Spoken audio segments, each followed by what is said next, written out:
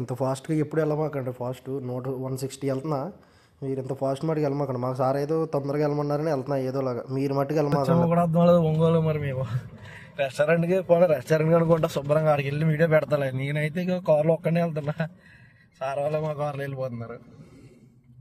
మేమైతే రెస్టారెంట్కి వచ్చాం, అతను కనబడుతున్నారు ఎదురుగా. అతను అయితే ఇందులో కారు కనబడింది కదా ముందు, ఆ ముందు కారుకి డ్రైవర్ అనమాట అతను. సరే అయితే మేము ఫుడ్ ఏం ఆర్డర్ పెట్టుకున్నాం అంటే దమ్ బిర్యానీ పెట్టుకున్నాం.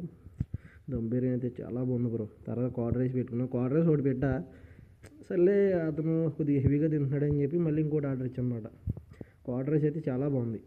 అసలు ఆ బిర్యానీ మీద కర్డ్ రైస్ నాకు చాలా బాగా నచ్చింది, అంత బాగుంది. అడ్రస్ వచ్చేటప్పటికి అయితే మన ఒంగోలు నుండి నెల్లూరు వెళ్ళే రూట్ ఉంటుంది.